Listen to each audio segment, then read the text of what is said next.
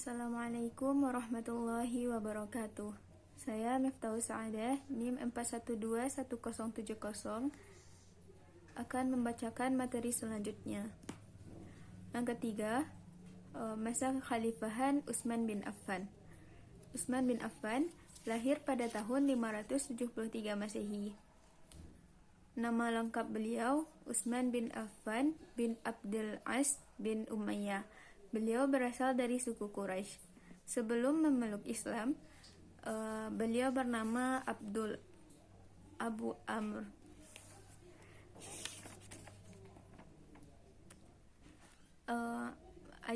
Ayahnya bernama Affan, merupakan seorang saudagar kaya raya di suku Quraisy Umayyah.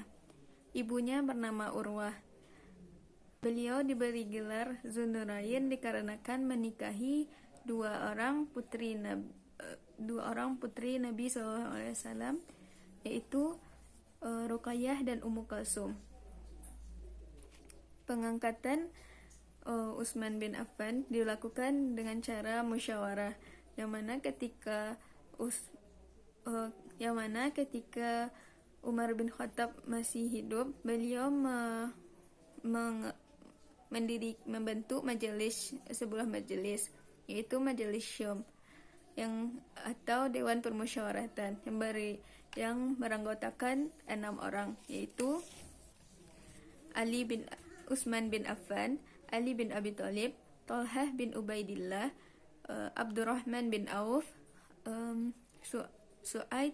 Su'ad bin Abi Waqqas, dan Zubair bin Awam.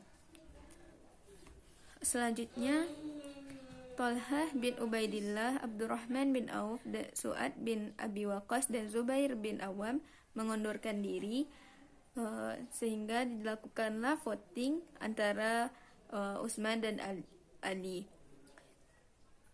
sehingga masyarakat atau kaum muslimin lebih banyak memilih Utsman bin Affan pada saat itu. Maka diangkatlah Utsman bin Affan menjadi khalifah.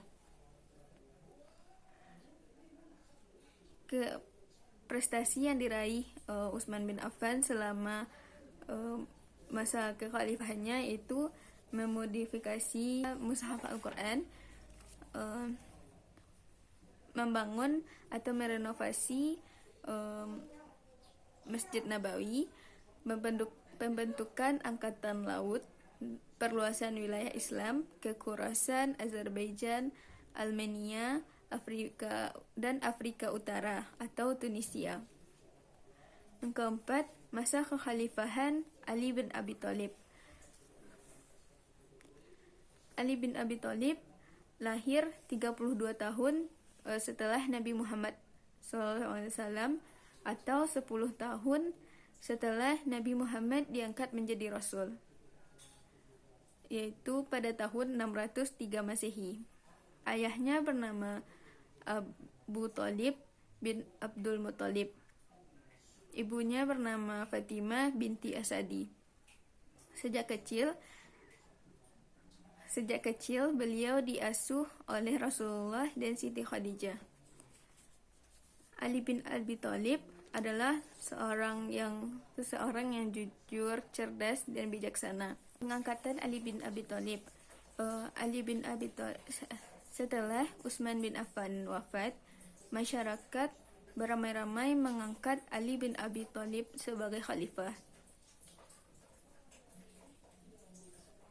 Prestasi yang dicapai Ali bin Abi Thalib selama masa kekhalifahannya yaitu mengganti para pejabat yang kurang cakap, membenahi keuangan negara Baitul Mal, memajukan bidang ilmu bahasa